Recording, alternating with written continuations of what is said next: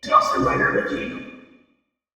Hey YouTube, Dawson Rider here. Welcome to my review for Mashin Sentai Kiramager Episode 5. I thought this was another very solid episode, this week focusing on Yellow, and sort of continuing the stuff we've had with him so far about him wanting to be leader, except this time focusing on his mecha, helping him support with that, and I thought it was very well done and endeared me more to Yellow's character. Not that I didn't like him, I liked him just fine for what he was, but I think this episode really did good things for his character, both in terms of like literally his character, but like the character of what he is as a person. And so like the premise had, you know, Yellow's like, oh, you're so annoying to Jiro when he's cheering him on at this thing. I like how he just verbally says what I think about every crackhead Red. And I kind of like that this episode in general is actually addressing multiple characters, acknowledging like, yeah, this dude's nuts. Like as a most Sentai, they're like, oh, you're so inspirational for being a random. And it's like, I like that we're actually acknowledging people questioning why this disturbed person is being put in charge of us. But Shovel is kind of raising the same questions amongst the other gems, which I think is really neat, and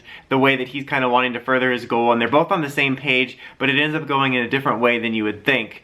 And he's kind of highlighting the fact that, like, yeah, Drew is a good guy, but when we're out in the field, Yellow's, like, really good at tactics and organizing everybody and all that stuff, so why isn't he leader? And that's kind of demonstrated in the battle when they're fighting the joystick monster, which is very fitting because, you know, Yellow's whole gaming shtick, who can control people with, basically, because he's a controller, and he controls Blue in the battle and stuff like that. And amongst all this, we have our debut for the auxiliary mecha tied into this in a really nice way. Near the beginning of the episode, we find out that there are these miniature versions of the gems on Earth, and we don't know how they got there. I think it's kind of interesting. I don't know whether, it's very possible this is Toku nonsense where it's like, it comes from nowhere, but it's possible that this is like a clue to some of the larger mythology stuff. Like, they don't know how they got there. They're not as fully grown as the others, which explains why they're smaller. Like, I appreciated that little detail. They're like, look, we found these other smaller gem mecha things. I mean, they're not mecha yet when they find them, but they're not grown yet. And that explains why we have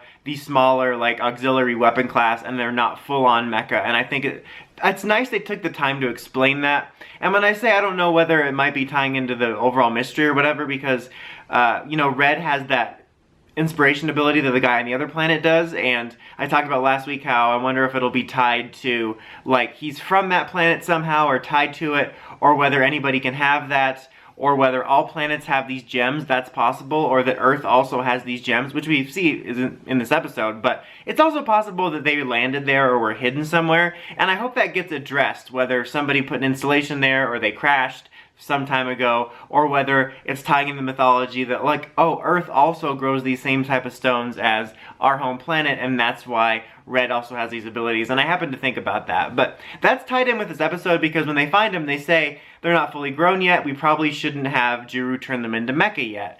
But Shovel tricks him into doing that because Jiro wasn't there when they were discovered, so he's like, yeah, Brawhead has a secret mission for you to make these mecha, and so he's trying to show that he's an incompetent leader by doing something that they weren't supposed to do, and he turns them into their mecha forms, and then later Yellow's like, look, he shouldn't have done this, but now I have this team, and I'm gonna make my own team with, Tamatoru and these three auxiliaries, and we're gonna call them like the Tommy Sentai or whatever. Tommy Sentai. That's just Power Rangers. After that, Yellow kind of realizes that Red's gone, or not Red, his Shovel's gone too far, and he comes up with his plan, which we don't know about at the time, but then we discover that he essentially engineers it so that Red purposely gets taken under control of the monster of the week, so that he can control him with a joystick. So he's like, okay, you're gonna get under the control of the monster, but then I'm gonna go up to the monster and control him with a joystick because I'm a gamer. And he's gonna make Drew look like he has really good fighting abilities to ease Shovel's worries about Drew showing like, oh, he's really good at fighting and he resisted the control, which neither are true. And I thought that was kind of neat. It was a little bit cheesy and stupid because it's like he's literally controlling him like a joystick because get it, he's a gamer, but it also kind of worked, and I think it really did a lot for his character to show that even though he wants to be leader, he's willing to set that aside to not get in the way of things. Because like at the end of the episode when he's talking with Brawhead and she's like, sorry about all this, and he's like, well, he knows me better than you think, and he wants to be leader, and he's made that clear in the last few episodes that he doesn't always agree with Jiru's choices. But I think, like, us watching, or at least for me in the last few episodes, I've sort of seen Jiru's benefits, and I think he's seen that. So I think even though he wants to be leader, he's not selfish enough to let it get in the way, and is willing to step inside and see Jiru's strengths. And I really like that. Like I said, I think that really speaks to his character.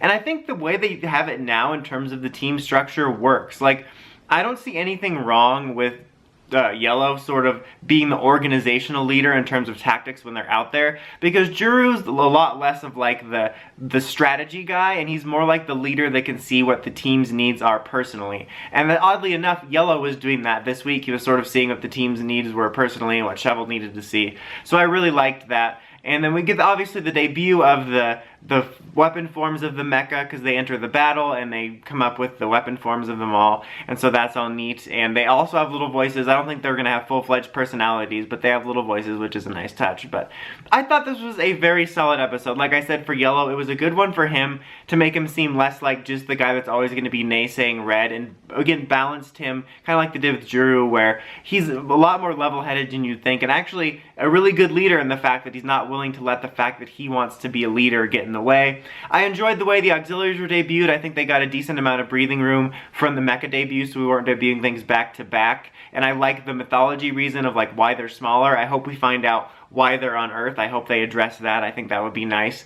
But I like the way that they did that for the most part in this episode. Also, I have to comment on the fact that all of these auxiliaries were on store shelves, especially Roland and Lifton were on shelves since the beginning. And yet the world didn't end because they were on shelves and they haven't debuted yet. I really hope Bandai learns from this in the future. You don't always have to line up the toy release date with the show release date and get in the way of the show's plot progress. But overall, another solid episode. I would give it a 7.5. What do you guys think of this Yellow-focused episode? Let me know in the comments as usual. Until next time, don't forget to like, comment, subscribe, and climb the steps and ring that bell so you can get notifications from my videos. Dawson Ryder, signing out.